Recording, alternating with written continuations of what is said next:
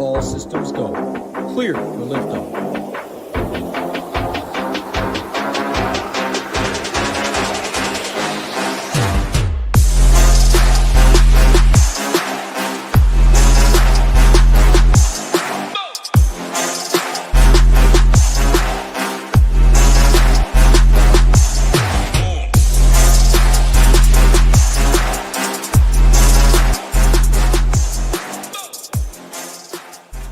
What's going on, everybody? Happy Thursday afternoon. Many watch Friday, many watch Saturday. I'm pumped to be back, though, with my man, Big Marley. A month off, it's always nice. I always enjoy the month off. I mean, man, UFC is a grind unlike any other because it's pretty much every single week, whereas other sports, you do get a couple months off.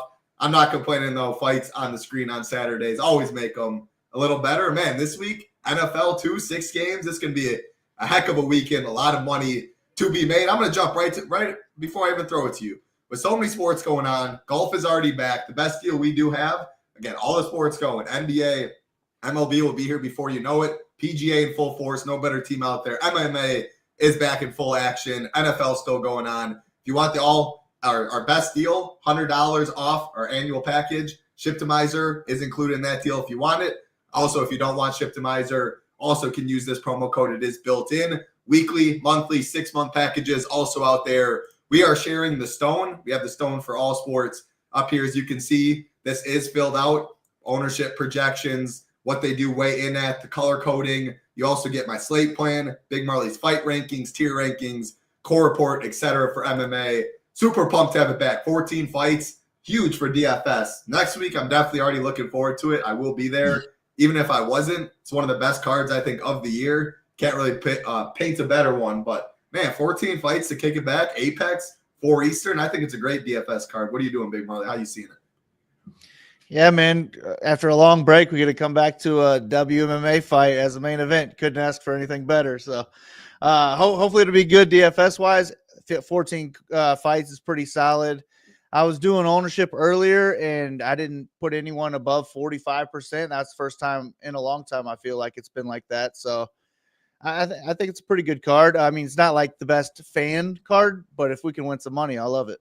Yeah, that's kind of how I wrote it up too. Like, this by no means would have been my main event of choice to kick it back off. I do get it, though, because next week, I mean, 2 title fights, Umar, Islam, you got Sweet Dreams on the card, Geary. I mean, that card is one of the best cards I've seen top to bottom. So all eyes on that, but I'll never complain about 14 fights. Fingers crossed, everyone does make weight. 13 isn't even the worst by any means, but of course all of our content will be up tomorrow. I feel pretty good about the card, though. I have in 20 entry, I have 6 fades right now. The main event I do think is really strong, and I think the upper tier, I think you're going to need probably 105, 110 plus from these upper tier. A lot of heavy wrestlers that can get there that way. A couple big inside the distance props as well. So definitely have some fades up there I feel good about. Maybe you're going to have to talk me into some mid-tier, lower tier stuff, but any initial broad slate overview before we go fight by fight?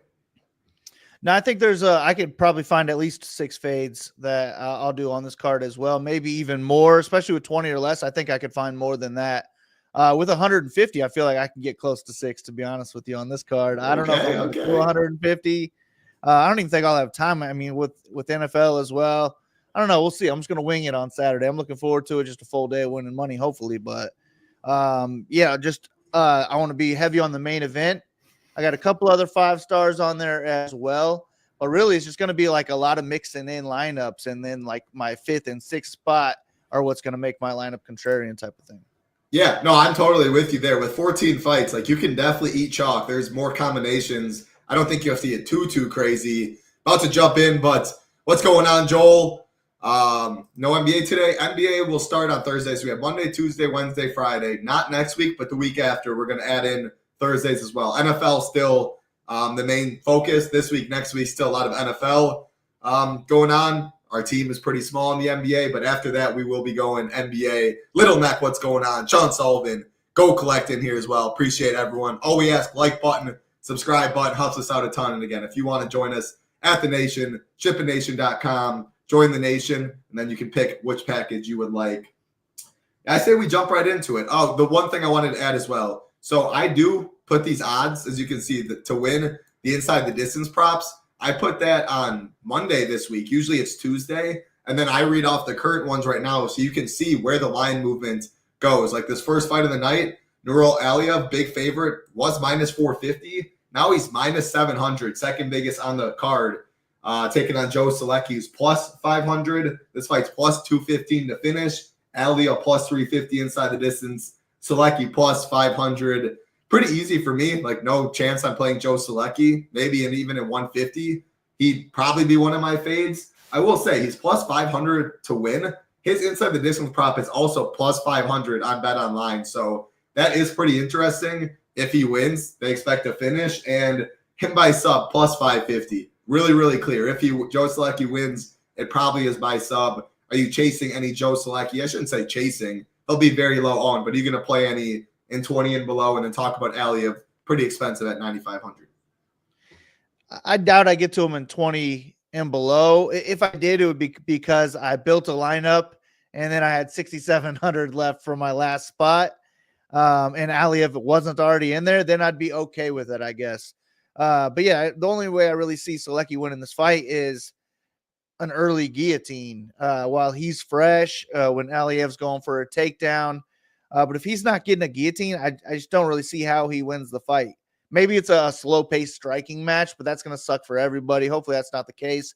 I do think it'll be a lot of grappling, but it's probably going to be Aliyev initiating the grappling, dictating where the fight takes place, really.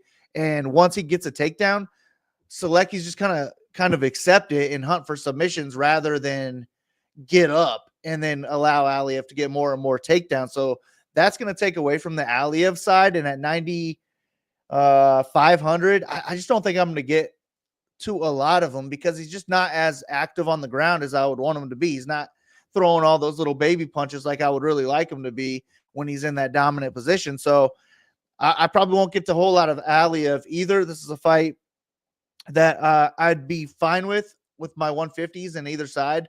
But when I'm hand building, I just don't see me clicking on this fight very much. So I might have it as a 4. What do I have it as a 3-star? Okay, good. I was gonna say if I have it as a 4-star, I'm dropping it. It's closer to a 2-star than a 4-star for me. What do you think, star wise? Where would you put it? I think I agree with the 3-star. Like I'm not playing Solecki, so he'd be a 1. And the Aliyev stuff, like I agree with you. I'm telling myself, like I said, we need 110 plus in the upper tier. A couple guys really stand out. We're gonna get to Jacoby Smith for 100 less. Looks really, really strong in this card. Now I will say, even if you leave $0 with an Aliyev team or 100 with Smith, the Aliyev team will be lower owned. So in chalkier teams, if I am playing the main events, I think I'm fine doing that because I do know he does have wrestling upside. That is exactly what he wants to do. This line movement is nice, but I like Jacoby Smith a lot more. I like Tulia more. I like Bashy more for cheaper. And then there's guys like, I don't know, I'm curious to take when we get to Gadziazulov. There's Medic. There is plenty of guys down there for cheaper that you can leave money. I don't love too many dogs on this card. I'm definitely, obviously, have to play some. It's a game theory game, but long story short, I'm with you. I think it would be a 3-star. Aliyev would be all the stars since I'm not playing Solecki, but 9,500, you really need a big score. His ownership will stay somewhat in check, though, again, because Smith for 100 less, Tulio for 100 more, I do think it's a good amount of ownership. So I'm fine with him as a pivot in chalkier teams. Not going out of my way to play him is how I see it. So pretty similar to you.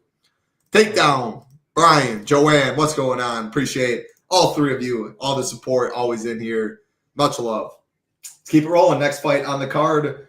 You have it as a 1-star. It's definitely my least favorite fight on the card. It's a fade on both sides, but it is the biggest favorite on the card. Fatimita Klein. Fatimia. What is it?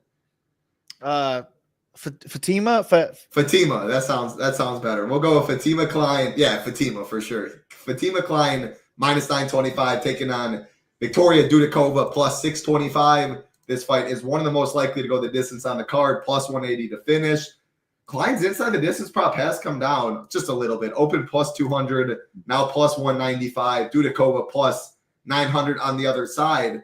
I will say Klein by submission, open plus 400, now plus 300. Klein in round 1 is plus, where is I see Klein by submission in round 1. Plus 525 is Klein in round 1. The problem is, even if Klein got a first round finish, she's not even guaranteed to be optimal at 9,800. Like, that is a big boy price tag. 20 entry and below, I can't get there. But if I'm making 150 teams, which I doubt I will this week, the $3 is definitely, with NFL, both contests, the flagship, $20, 17,000 people in it. $3 only has like 29,000 people in it. So I don't see myself maxing either. So I doubt I get any Klein. But if I were to play 150, I would have Klein in there because she will be low owned. But with 20 teams or less and what I'm building, again, I want to keep it more concentrated in the upper tier if I can. The Smiths of the world, Medic, Bashy, etc. 9,800 is just too big of a price tag. Give me Smith and leaving $400 so people do use the salary, etc. So I got nothing in this fight. Definitely no Dudakova. I assume you're the same with the 1-star. Yeah, I definitely like Klein to win. I think she's just better everywhere. She would really need to wrestle heavily to have any chance at paying that off, or get a first 60-second finish, or like a last second first round finish where she adds up all those points and then gets the big bonus. But I just don't see that being the case. I think this fight goes the distance. She should just completely outclass Dudakova on the feet. But my worry would be that if Dudakova can get a takedown, maybe she can control the fight long enough to steal around. And if she can do that twice, she could win the fight, and she'll probably have enough control time where she could score okay. So I'd prefer the Dudakova side just because if she wins, she'll be low on too, but she can allow us to get so much else in our lineup. She should score 10x or more. So I'd be fine with that, but more so for 150. I just don't see her winning. I think Fatima just dominates her throughout the fight. She can go wherever she wants, but I think her biggest edge in this fight is on the feet. So keep it standing. You're probably not going to be able to pay off $9,800. So yeah, even if I can afford Klein, I want somebody lower than her because that's my way of being contrarian on this card. I just don't see me having a lot of contrarian plays individually, but if I can just leave salary on the table, hopefully that'll minimize my dupes. I'm 100% with you. I'll spoil it. The main event in 20 and below, I did decide I'm going all in on Ribas and Dern. 8,500, 7,700. Like, you can leave 1,000 on the table, 800 on the table. With 14 fights, I'm not going out of my way to do that by any means. But just naturally on this card, like, I think 9,400 Smith. I think Bashy at 8,900 in a win outscores a 9,800 fighter. So that does show you can leave heaps of salary and to help get you different on this card. Or you can take the approach of playing like some low-owned pivots that we will get to that I'm interested in a couple, but I'm with you. Like, I don't love too many of these. Like, we're going to get to the Karaskates of the world, etc. That's just not how I'm going to get different on this card. I'd rather get different by leaving money, stuff like that. So like we're talking. So first 2 fights, I will be fading 3 of the 4. So I definitely might know if one of those break the slate. My night's over early, but guess what? Football's on and MMA live betting. If you live in a legal state and you're grinding it like me, I think watching all the fights, I think MMA live betting is one of the biggest edge out there. So keep that in mind as well if you do have the luxury of doing that. Let's keep it rolling. Next fight on the card, 14 to talk about. Magomed Gazizulov taking on Bruno Lopez, minus 260 for Magomed, plus 220 for Lopez. This fight's minus 170 to finish. Gazizulov plus 125 inside the distance. Lopez plus 275. One thing I wanted to point out, this was minus 200 early in the week. Now it's minus 170. Some money has come in on the over. Also, Gazizulov has taken about 40 cents, minus 222 earlier in the week. Now minus 260. This was one of the fights I really wanted your take on. So I'm going to throw it to you right away. How do you see the fight going? How do you like it for DFS? I do like this fight for DFS because I think both sides have a path to the optimal lineup. Gazizulov biggest edge in this fight is going to be his wrestling. If he can land takedowns, I think he could land multiple takedowns, but I also think he could control the fight for 8+ minutes and just put up a pretty solid score, especially if he can win every round. Lopez, I don't know if he has the striking edge. I think he's the more dangerous striker, and if he is going to win the fight, I think it's going to come on the feet. He could win a 3-round striking match, but I think that would be close either way. If it's a 3-round striking match, I don't even really know who wins that one. So I just got to lean towards Gazizulov winning the fight just because he has way more ways to win, but he's going to have to wrestle heavily to be on the optimal lineup. And then the Lopez side, I think he has a decent chance at knocking Gaziasulov out. So $7,400. I'm cool with him too. I'd say this is even closer to a 5-star than a 3-star for me. I do want it in a good amount of my lineups, but I wouldn't make a rule or anything. I could see 70 points from either side, anywhere from 70 to like 110. So I'd imagine I'm close to the field on both sides, but my preferred play is the wrestler. My preferred play is Lopez due to the salary, the 1,400. I don't love too many dogs on this card, and he has one of the best inside the distance props in that lower tier, plus 275. He looks like a guy that'll fight for your dollar, but I am concerned. Gaziasulov, like, what did he have last fight? I want to say like 5 takedowns, 11 minutes of control time. That's definitely in the cards, but he scored 97 points. He doesn't do much damage when he is on top. If I told you he scores 97 points, Big Marley, how much exposure do you think you'd have? I'd want a good amount, probably 50, maybe 60. See, I don't think 97 will be enough on this card right there. Maybe I'm the Bashy upside, the Jacoby Smith upside. You could be right. But I would still prefer, like, I don't think Klein's scoring 97. I don't think there's a handful, but the ones Kopylov, Karasete. Right, yeah. But I mean, he's just cheaper than them. So it depends. There's not a lot of underdogs I like on this card too. And the ones that I think are more live are more expensive. So maybe it's just like, you can't afford those other ones either. So I don't really know, but I'd probably want a good amount. Him or Medic? Him. Medic. I say Medic, but Uros. Whoever the hell we're talking. Gaziasulov. We have them pretty almost the same in ownership right now too. 8,800, 87. Medic has a little better inside the distance prop, minus 105. Gaziasulov plus 125, but no wrestling upside on the Medic side like the Gaziasulov side. Yeah, you talked me into. I was wavering. I plan on being around the field on Gaziasulov. I still think I will be. I do know Lopez is my preferred play because we need dogs on this card, and if he wins, I think he's putting up a good score, more than likely optimal for the price, but. The money line is going against him, which I also don't love to see. Yeah, I guess, so when I say Gaziasulov is my preferred play, I guess that's if I'm making a hand-built lineup, I see me clicking his name first. But if I build 150 and the Shiptimizer gives me 10% more Lopez than Gaziasulov, I'm like, all right, I'm cool with it as long as I like everything else. And that's why I guess I don't have a preferred play. Yeah, no, I would agree. I'm kind of there. When I have been messing with builds, because I am fading a good amount of cheap stuff too. Like I'm like playing Medic, I'm playing Bashy, I'm playing Smith, like Tulio, those guys, Amanda Ribas. I'm gonna have a good amount of. I just need dogs on this card, so I just think I naturally end up with more of them. But I don't want like 35% Lopez by any means. Where I would be fine with Gaziasulov at that, but I could see myself maybe like 25 Lopez, 25 Gaziasulov, or something around there. It's interesting. I don't love the over taking money as well in this fight too. Like minus 200 to minus 170 is pretty steep. And I'd be shocked if if Lopez wins a decision, like maybe it's enough, but I don't even think so. I think a decision, both guys aren't getting there regardless of the winner. I actually think I would be okay with like 35% Lopez because I'll be okay. I won't have a ton of underdogs in my player pool. So it'll probably just be like overweight to all of them almost. Yeah. That makes a lot of sense, for sure. I like it. We spent a good amount of time on that fight, but that was one that I'd highlighted on this card that I did want Big Marley's takes right there. So I'm fine 35, 25, probably either side. I guess I would maybe be fine 35 Lopez. Maybe I'd bump it down to 30 and try and mix and match some of those other dogs.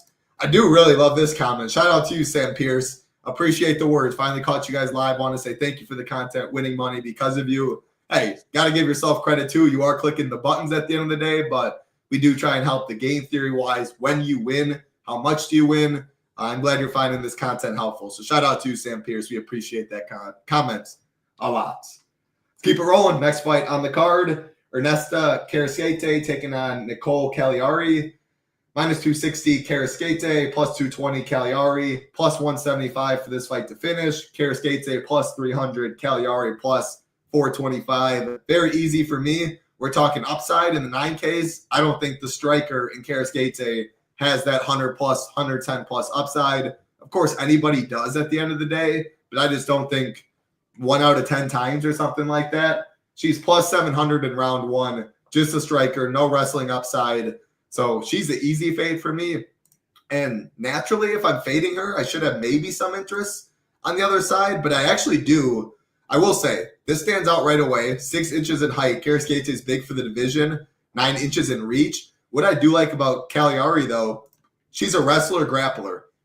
If she wins, she's going to get takedown. She's going to spend time on top. She got a first-round armbar in her last fight.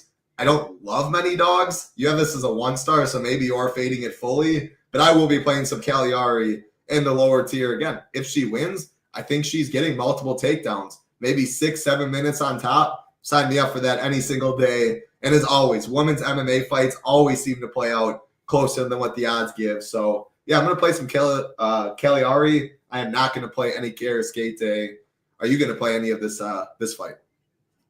Yeah, I actually just changed my stars on this one to the 4 stars for Cagliari, because if I am playing this fight, it would be her.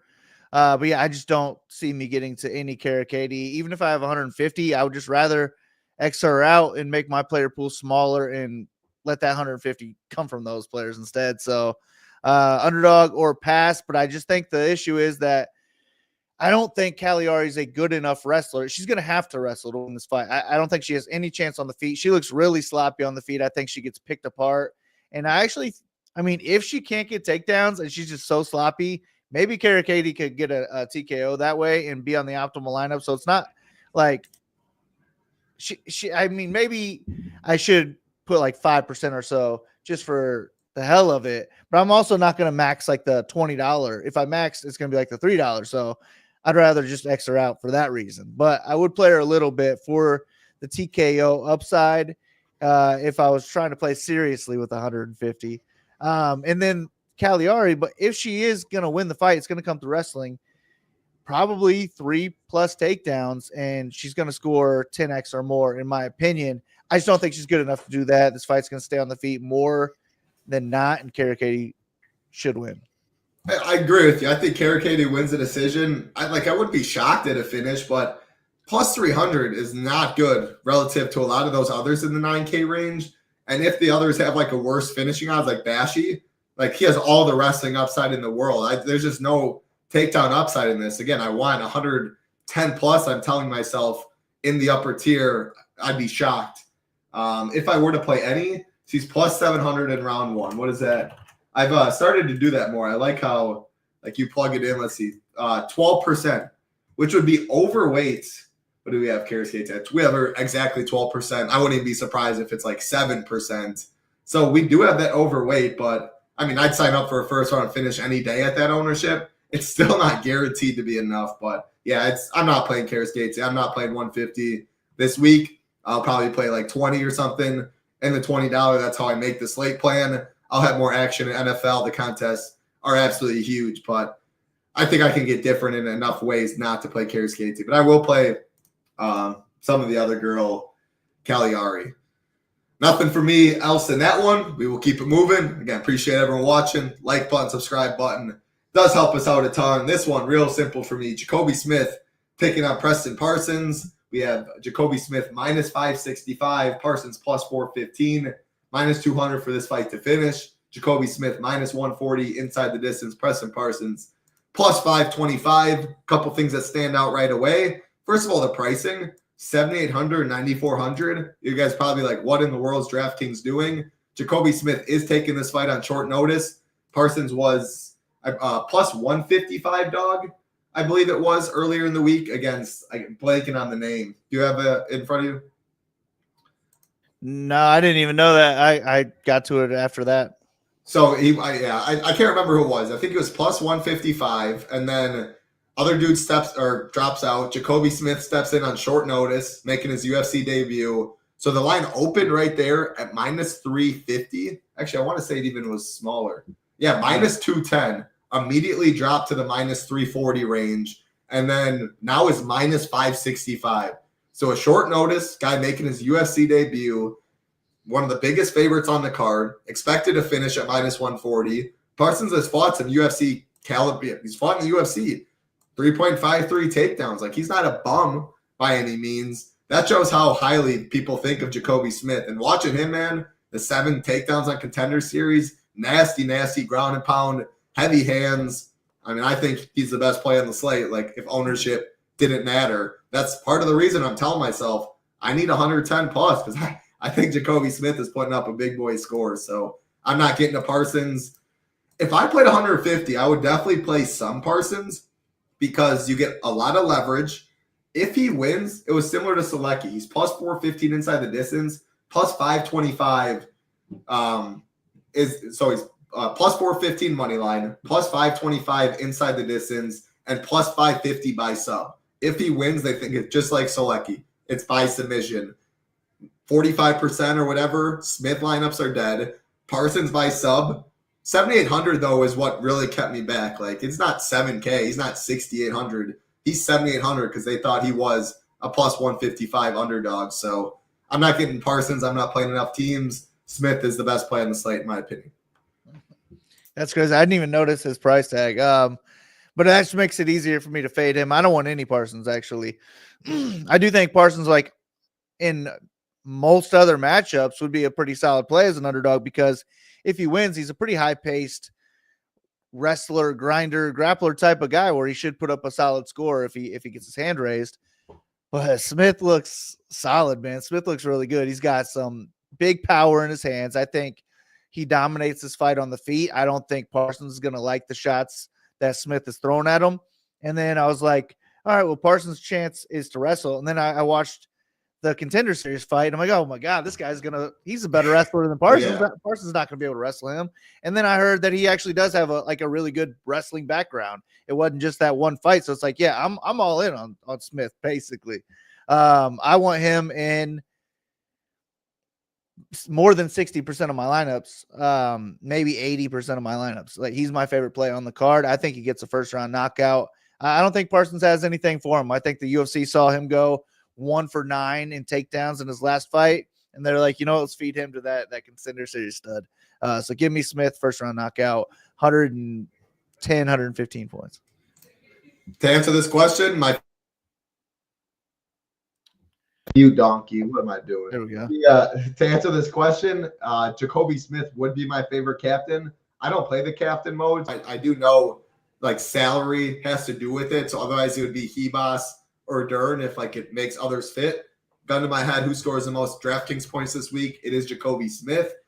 Now, to answer the other question, who would be more likely for the first win bonus? I think I would say Tulio. I don't see anyone doing it there. I would say Tulio, though, because Ihor Peteria can come out guns blazing. Tulio's got power. 60 seconds is definitely quick, but no strong lead on that. Do you have an answer to both these questions? Smith for both.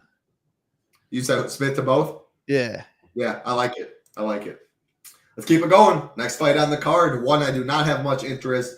Only 3 fights in the mid-tier this week. Again, Parsons' fight was going to be in the mid-tier. I'm not counting it now, even though he is 7,800.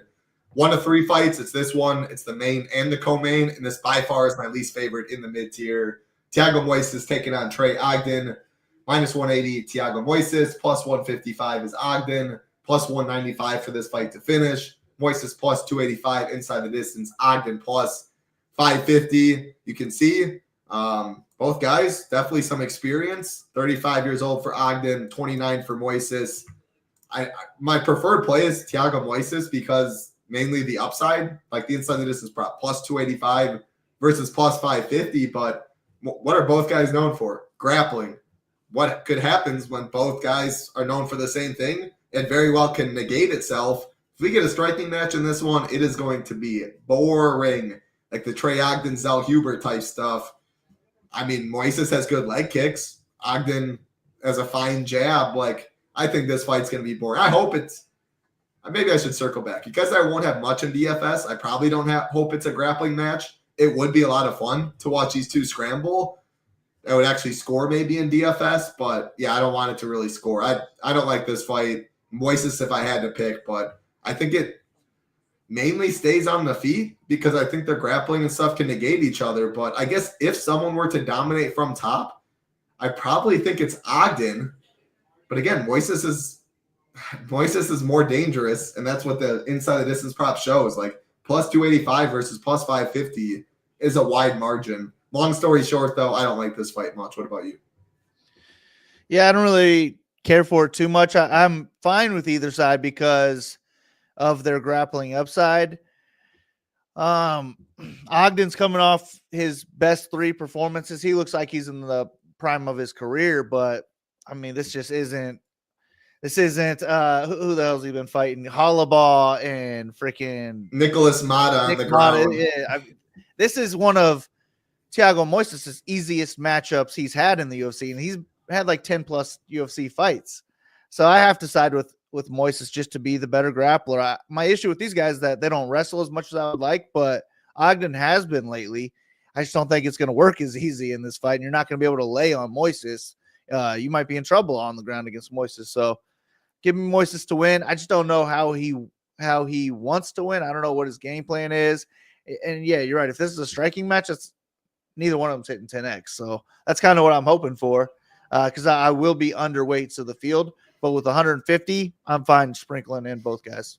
Yeah, 100%. And like this will be a very low owned fight. Now, I don't like, if I was playing 150 and playing them, I don't like just like, oh, I'm not going to play Ribas. I'm going to go Moises to get different. I don't like the 1v1 pivots there. If I'm playing this fight, I'm more than likely zeroing out my salary or leaving like 100 with the Moises. And my other lineup's pretty chalky, my other stuff in the lineup.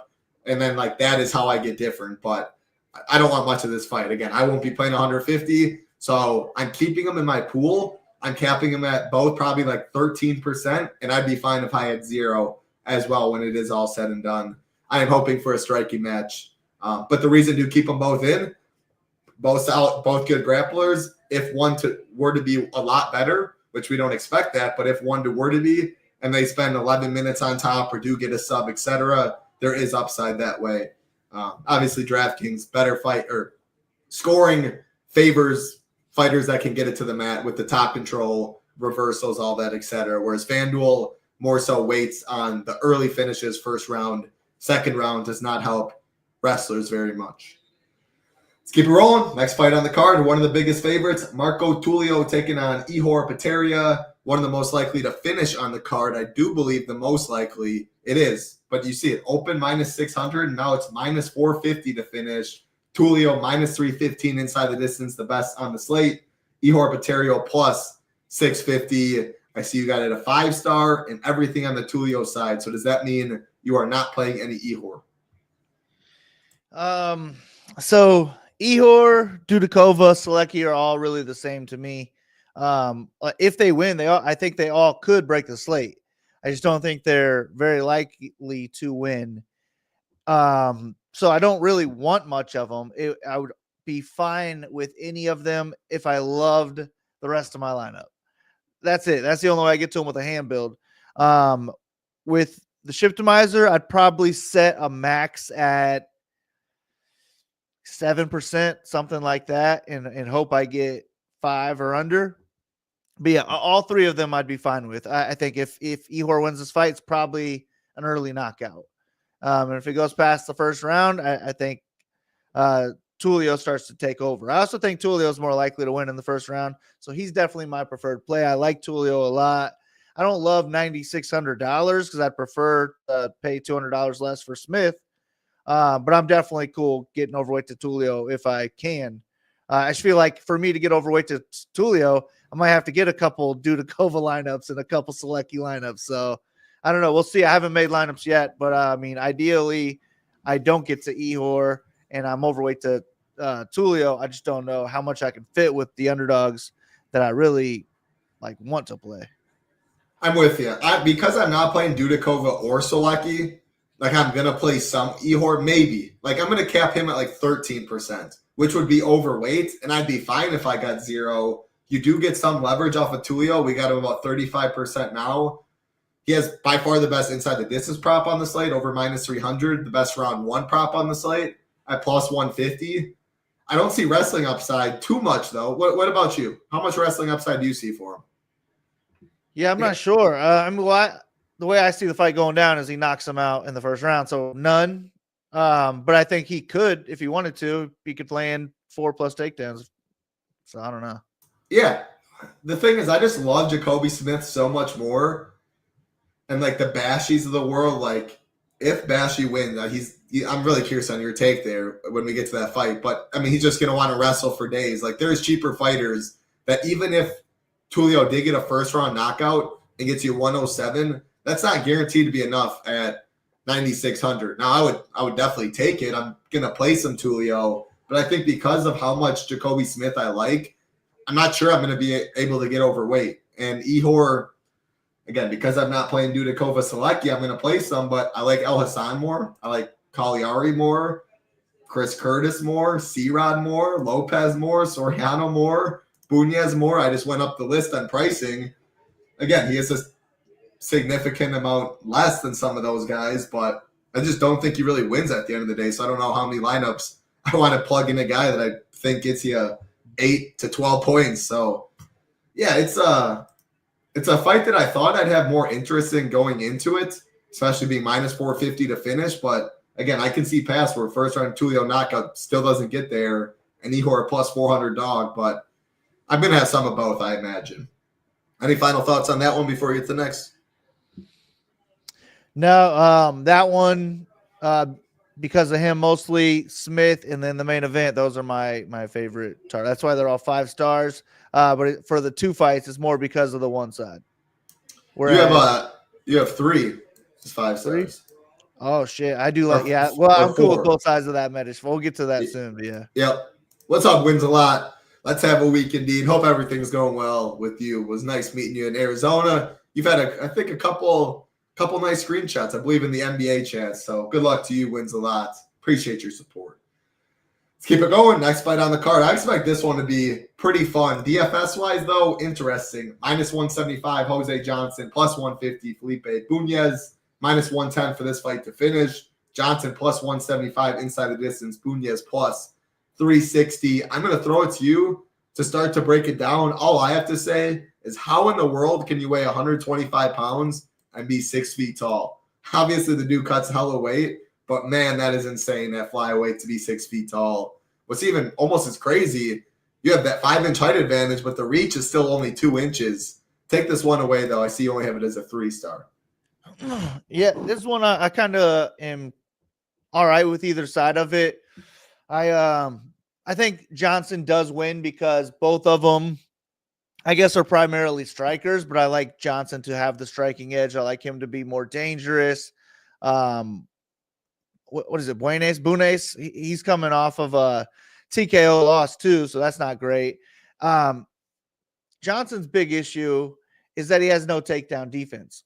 So I think it would be really smart Bunez to go out there and look to wrestle heavily and possibly start to look for some chokes at some point. I think he's very live to win this fight on the ground. I don't think he's going to wrestle as much as I would like him to. And on the feet, I think it could play out close. So that's what's making me lean towards Bunez being my preferred play. Is just like he could really win this fight anyway. I don't see him knocking out Johnson, but I could see him winning a striking match. I could definitely see him winning the fight on the ground. But my pick is Johnson to win by TKO.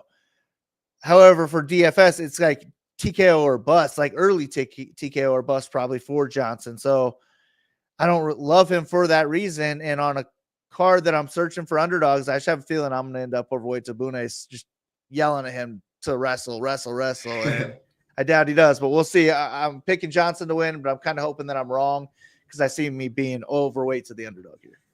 I'm the exact same way, but I do think Bunez wrestles because I think he has to. Johnson's a slick striker. Not many want to stand with him. I think early Bunez might feel that length, feel that power, and why wouldn't he wrestle? We've shown it, obviously a very small sample. It's just the Joshua Van fight, but another very good striker he took on where he's like, screw that. I need to get it to the mat. Easier path to victory. So I do think he wrestles, and for that reason, $1,000 difference. We play a salary-based game. I will have more Bunez than Jose Johnson. I will say our ownership right now, we have Johnson at 15%. Medic is 100 more. Ribas is 100 less. Gadziazula, Bashy a little bit more. I mean, that's really that is someone that is a pivot that I will have in my pool in chalkier lineups. His round 1 prop is plus 500.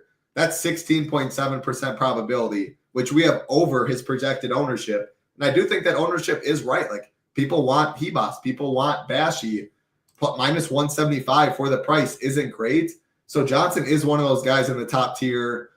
He has power. If he does get it done in round one, he can break the slate. I will say, in a lot of my Johnson lineups, I don't think I want to be leaving heaps of salary because I don't think his upside is like 115 plus like some of these wrestlers. Like you said, if not many dogs win, we don't love the cheaper tier. It could be a week where you leave $0, $100. And with 14 fights on the card, a 15% on Johnson could be enough where it's like a 7 dupe win, something like that, which at the end of the day, I'm fine with. MMA is getting a lot sharper. You give me less than 10 dupe win, I will take it. So, yeah, Johnson in chalkier lineups, and I probably won't leave much salary, but Bunya is definitely my preferred play because I do think he wrestles. He's 1K cheaper and 7,600 and below. He has the best odds on the slate at plus 150 money line, which isn't bad at all. So, yeah, I think it's an interesting fight and one I am excited to watch in real life. Like, Jose Johnson's got hands, and he is so big for the division. I think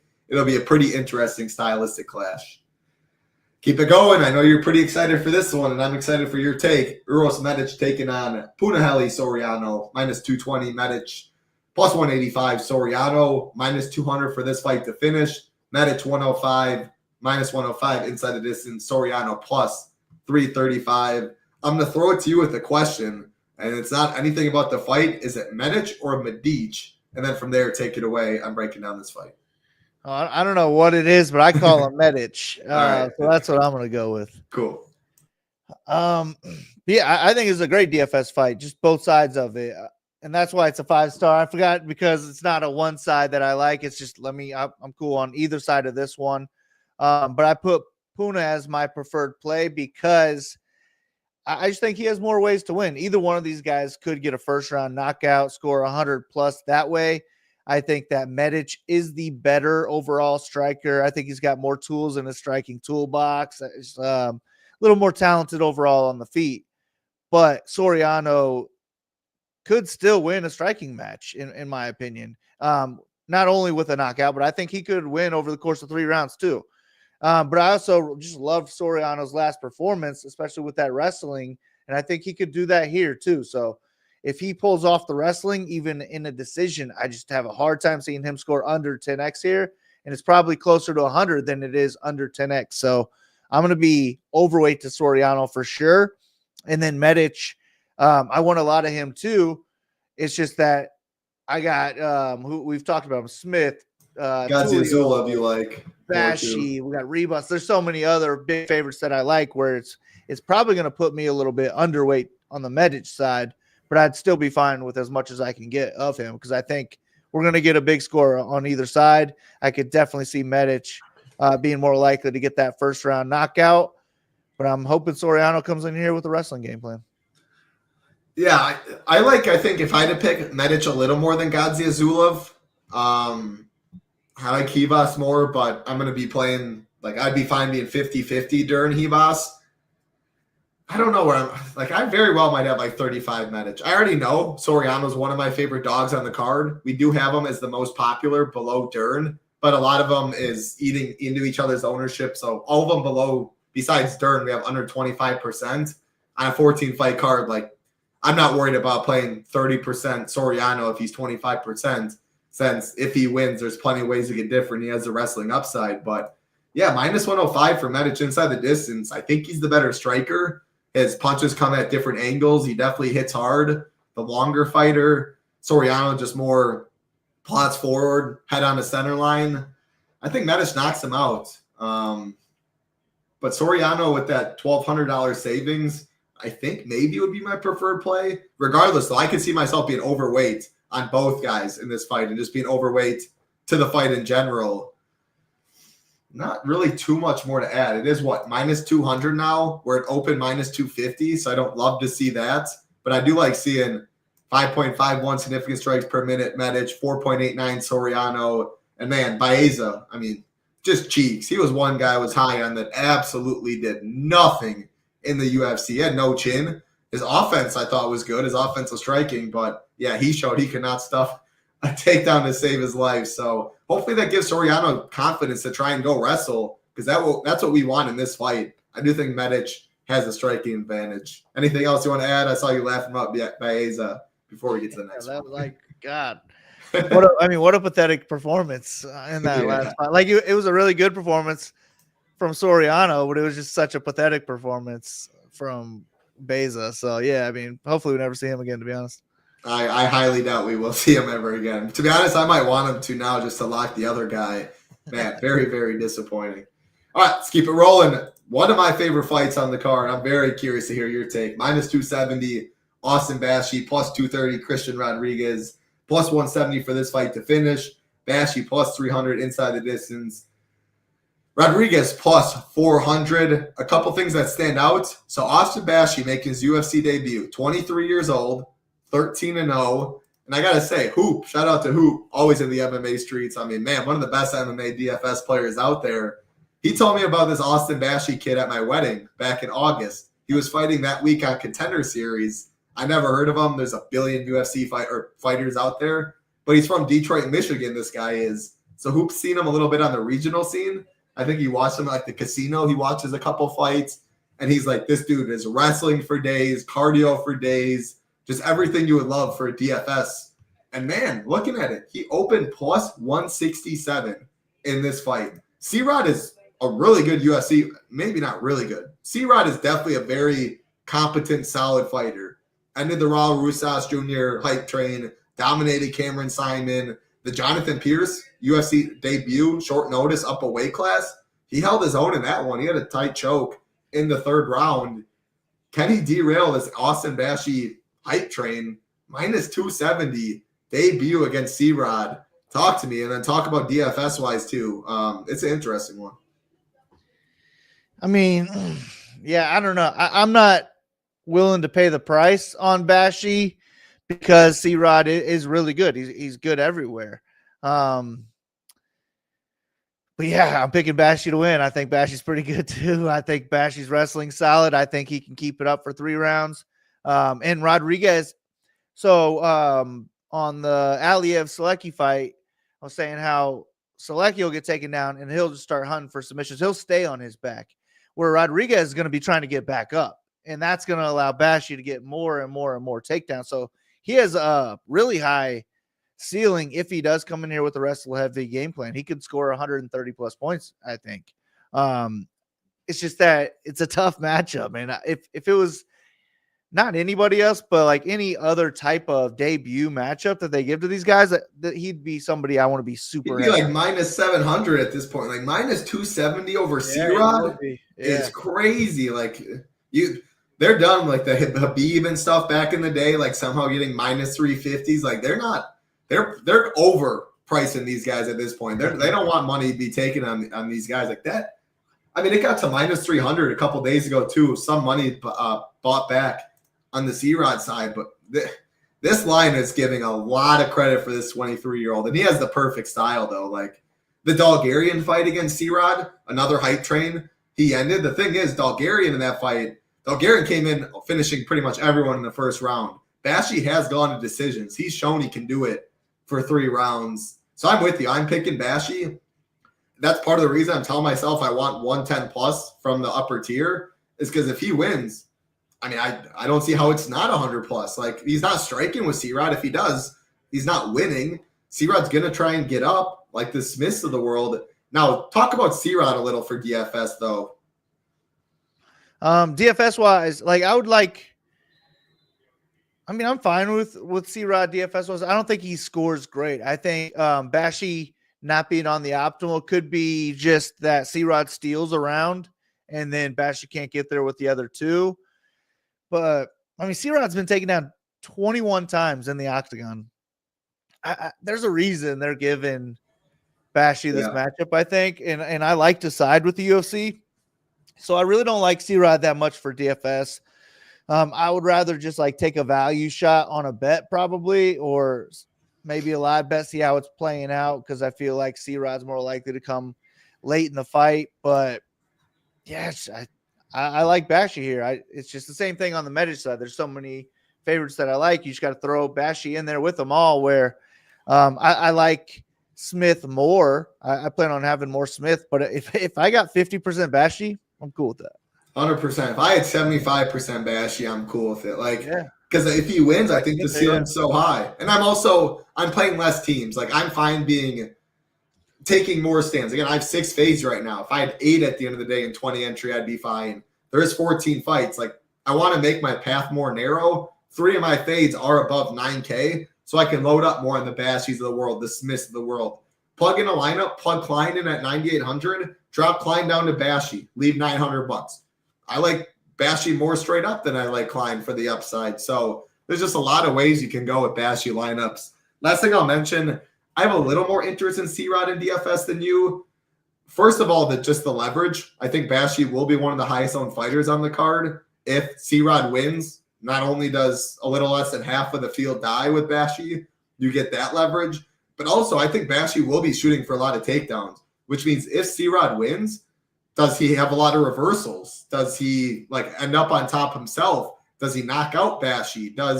What happens for him to win? If Bashy's shooting all these takedowns, reversals, top control, maybe his own takedowns, just random stuff, I think he can gain points in a high-paced fight with the other guys shooting a lot is the only reason I'm thinking I will be playing some C-Rod, but I'm definitely on the Bashy side, and I'll have a lot of Bashy for sure.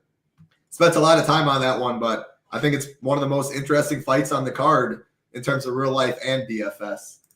Going to a fight that I love it. I see Big Marley messing with some ownership. Always love doing the show. And you tighten the stuff up how you see it be, but always love that you get it up pre-show and help me out as well. 3 fights left on the card. 4 fights left, actually. Not much interest. Excuse me. Still getting over this sickness. Not much interest in this one for DFS. Kopylov, minus 215. Chris Curtis, plus 185. Plus 135 for this fight to finish. Plus 255 for Kopylov. Plus 350 for Curtis. I'll keep it nice and sweet. Kopylov is a fade for me. If I need 110 plus, I think that means Kopylov would need a first-round knockout. He is plus 700 to win in round 1. Chris Curtis has never been knocked out. He's about as durable as it gets. So for that reason, I'm not going Kopylov. I do you see Kopylov, he has some wrestling, 1.12. Thing is, Chris Curtis doesn't get taken down. So I do not see Kopylov having any wrestling upside.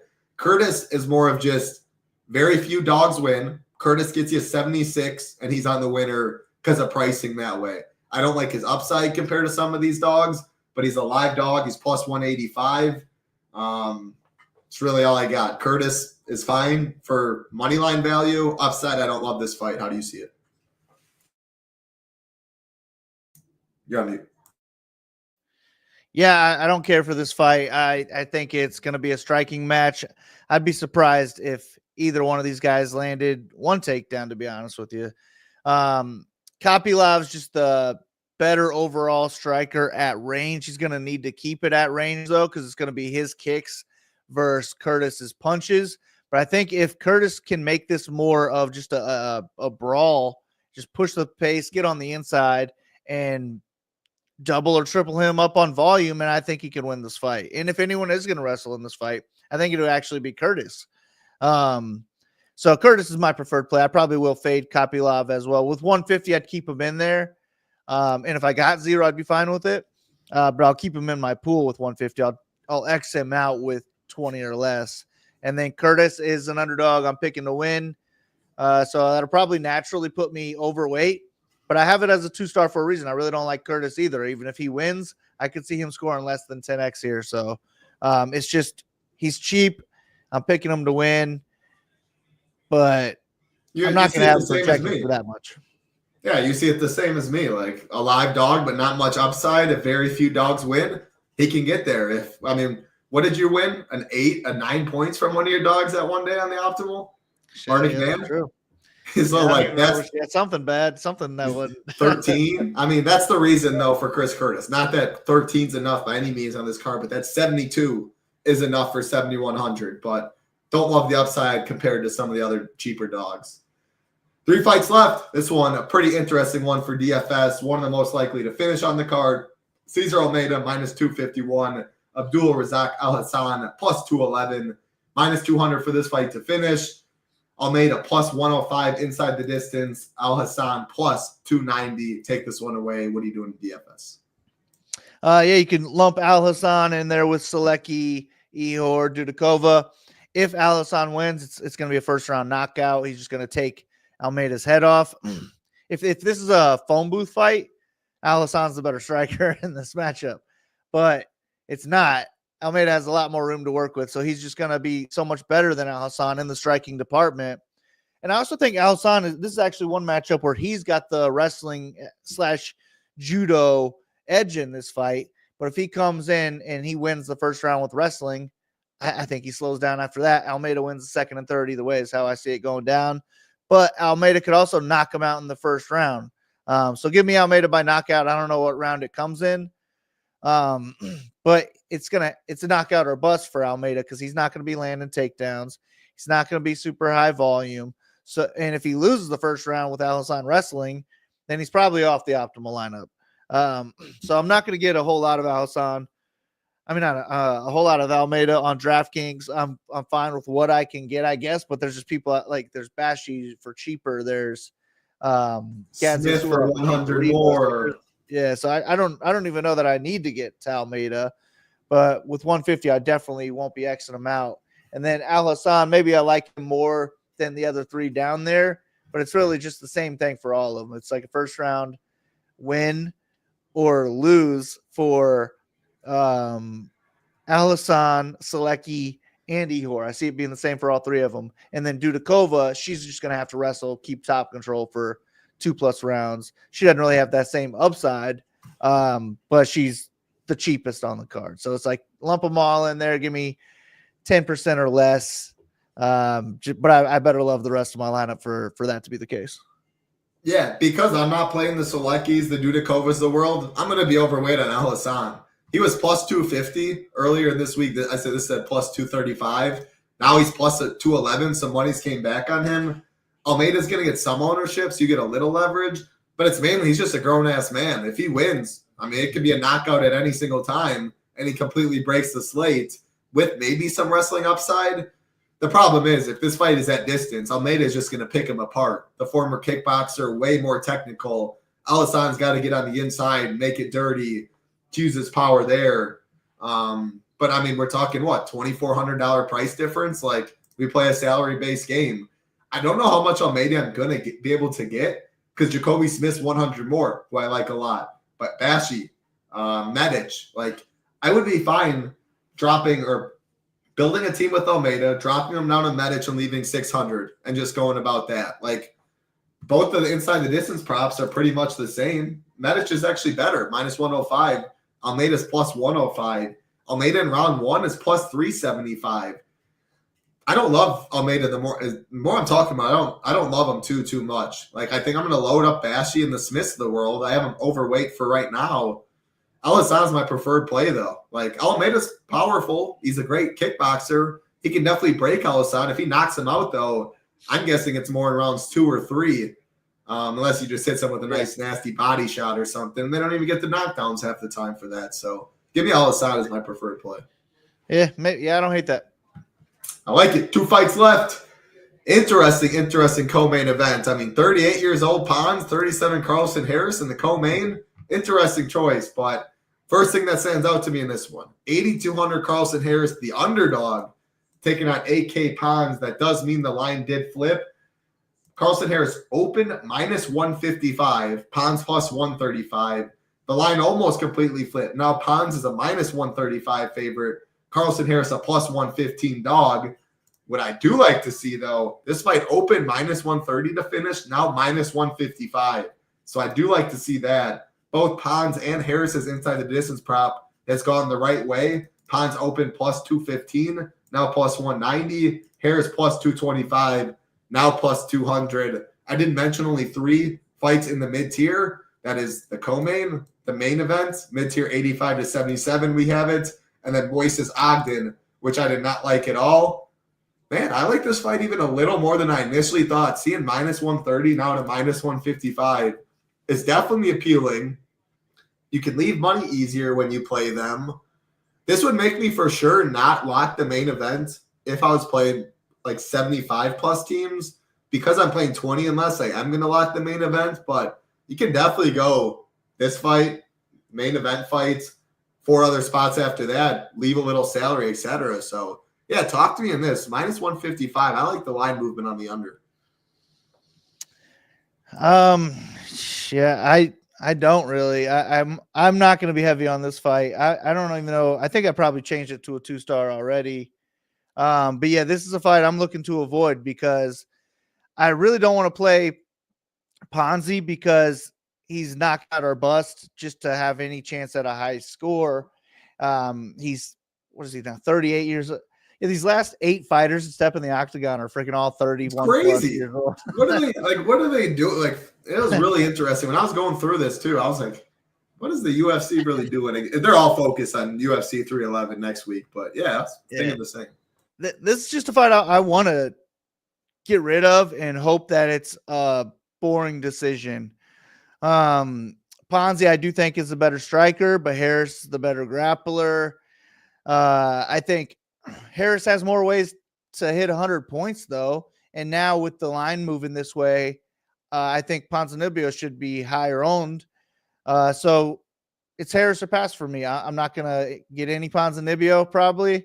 That's what I said on his last fight, too, and I was worried about it. It worked out. I'm just going to run it back. And I really don't want much Harris either. But with the line going the other way, his ownership coming down, that does make me want a little bit of him. So this is a 2-star for me. I'm definitely fine if I get 0% of it at all, but it is right there in the mid-range. I feel like it's gonna fit. But I just don't want any Ponzinibbio. So give me Harris, and I was hoping that he gets it to the ground or knocks Ponzinibbio out. He knocked Impa out. I think he could do it. Yeah. No, yeah. I mean, both guys. That's the reason I'm playing it. So I was going to ask you before I said it, but Pons, 4 of his 8 losses have come by knockout. 3 of 6 of Harris's losses have come by knockout. Worried about both their chins. Part of the reason I think the under is getting hits. I like it in DFS. Would you be surprised if I told you Harris has a better knockout prop than a submission prop? Yeah, I mean, not surprised, I guess, but yeah, I would have thought the other way around. I did too. And right now it's plus 425 KO, plus 450 sub. So like hardly anything. But opening, Harris opened plus 350 by KO. Now plus 425. By sub, he opened plus 850. Now he's plus 450. A lot of money came in the sub. And naturally, in my mind, it was like, I think Pons is the better striker. Harris is very tricky when it does hit the mat. I just naturally thought him by sub made more sense. But Pons' chin, again, knocked out 4 of 8 times. 3 of 6 for Harris. Like, this fight ending by knockout, the books do give a good amount of possibility too. So I'm going to play both. I do like your thoughts on Harris being lower owned as the dog for 200 more. But again, I will say people are getting sharp with game theory stuff. Like sometimes those odds or those ownerships are a lot closer than I sometimes expect. So True. I'm going to play this fight more than you. I do know that. Preferred side I said was Harris, but I'd be fine if I, to be honest, was like 30-20 either side at the end of the day. Main event time, Big Marley. Definitely excited for this one. Again, last time, want to appreciate and thank everybody out there. I know many watch on playback, Monster Weekend, NFL, college football, MMA. So much money to be made. And look at that. College football, MMA, NFL, NBA still goes on. NHL goes on too. Look at that. No better time. Head over to SHIPITNation.com. You want the best deal we have? PGA 100 gets you $100 off your annual package. Does include Chiptimizer as well. You want to check us out for the week? Definitely a good time if you want to get the weekly package to see what we're all about. Does not include Discord, though. Monthly, 6-month. Does. All of our MMA content will be up tomorrow. PGA back in full swing, too. No better time. Head over to SHIPITNation.com. Like, subscribe. Helps us out a ton. Main event time, 8,500 Amanda Ribas taking on Mackenzie Dern, minus 189 Ribas, plus 164 for Dern, plus 155 for this fight to finish. Ribas plus 370 inside the distance. Mackenzie Dern plus 290. A rematch from 2019. That means absolutely nothing for me. But I know people will mention it, so I will as well. I'm going to throw it to you right away. $800 pricing difference. As you see on this, was minus 200 early in the week. Now minus 189. So little money buyback on the Dern side, and the underdog in Dern more likely to finish than Ribas, plus 290 versus plus 370. Take this one away. Yeah, rematch from 2019 where Ribas just won a clear decision. And I really don't know that a ton has changed since then. Both of them are good grapplers. Dern's more dangerous, in my opinion. She's probably one of the most dangerous we've seen in WMMA, at least in the UFC. But Ribas is the better striker. Dern's striking has improved. I'd say the biggest improvement total since their last fight on either side would be Dern's striking. And Ribas has a poor chin. Dern could knock her out just because she throws heat. Dern has a weak chin too. Ribas could knock her out. So I don't really know how this is going to play out, but I do think Ribas has more ways to win. I like Ribas to win. She scored 75 in that last fight. Now she has 2 more rounds to work with. Also, 75 is the least she's ever scored in a win. So at 8,500, I'd imagine she's scoring 90 or more. 90, I don't want to lock into my lineups, but I'd fade. Upside here. I'd full fade if I knew 90. The problem is I just don't fit because of ownership. We have this fight 85% cumulative ownership on a 14 fight card. Like I would just take my chances. Yeah. The problem is you never know what you're gonna get, and I think more than likely it's around the 100 mark, which 190 are a lot different. But yeah, if I could see the future and I got 90, I would definitely play 150 teams, and I would get absolutely none just because I know I'd be playing against a lot less people if it did work. But yeah, unfortunately, it's not that easy. I do think 90's super in play for her in a win too, which is why I'm not going to make a rule, but I do want this in most of my lineups, like probably 85+% of my lineups. And the way I see me going about it is if I'm making a hand build lineup, my first pick in the lineup is going to be Ribas. I'll start building from there. And if I need to, I'll drop down to Dern if I need some salary. And that's how I plan on doing almost every one of my hand builds. And then we'll see how much I can get of each one of them. And then with 150, I'm going to price Ribas up there, like not as much as Bashy, but like close up there. And then I'll have Dern priced more than everybody priced below Ribas. So I'll just naturally end up with more of both of them. And if I get 50% Dern and 30% Ribas, I'd be okay with it. If I got 50% Ribas, 30% Dern, I'd be okay with it. So don't really care how the fight plays out, hoping that I can just have the nuts either way, but give me Ribas to win. Yeah, wouldn't it be nice to have the nuts either outcome? That'd be pretty cool. I will be making a rule for 20 and below, not for the fact that I don't think like I could see it not being on the winner, but if I'm trying to make my path as narrow as possible with so many fights, I think there's enough ways I can get different by doing that. I think both of the Ribas and Dern ownership will be similar, and I'm fine. I just don't want more than 65% of either side because I know I want a decent amount of both. 65 Dern, 35 Ribas, sure. 65 Ribas, 35 Dern, sure. I just know I don't want 80-20 because I don't really have a strong enough lean that way, and it gets you on different roster construction ways. What would you set Ribas' takedown line at? She got 2 in the first fight for 1.5. Yeah, she got 2 in the first fight. Yep, for 1.5 minutes of control time. 2 for 3, I want to say. She went. Yeah, I'd say 1.5 or 2.5. Yeah, again, obviously that first fight was 10 or 15 minutes. This one, 25 minutes. Yeah, she outstruck her 74-20. She went 2 for 2 on takedowns. Minute and 46 seconds of control time. One in the first round, 1 in the second round. 2.5, you said? 1.5 or 2.5. Honestly, I'd probably do 1.5. Yeah. Do they have it? Makes sense.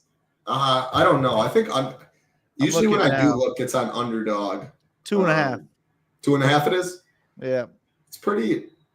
She gets 3 takedowns. I mean, that's why I'm also going all in. Like 3 takedowns, I feel very good about her scoring about 100. It's a fight I'm going to be all in on, though, for 20 teams or less. If I was playing 70 plus, I probably would not make that rule. I would still have a ton of this fight, no doubt about it, though. Any final thoughts, Big Marley? 14 fights. So happy to be back, man. And next week, big boy card. I can't wait for that one. But, hey, 14 fights for DFS. This is a phenomenal card. Just wish prize pools were a little bigger. But hey, NFL always takes center stage. I ain't complaining at all. I love NFL too. Hell yeah, man. NFL and UFC on the same night. My two favorite sports. Can't complain there. Hopefully this is a good bankroll builder for that pay-per-view. Good luck to you, Title. Good luck to everybody listening. Let's ship it. Appreciate everyone out there. Good luck. All the content, again, will be up tomorrow. ShipItNation.com. Like button, subscribe button on the way out. Helps a ton. Be safe out there, Big Marley. Let's make some cheese this week for Big Marley. I'm Title Town. Peace. Good luck.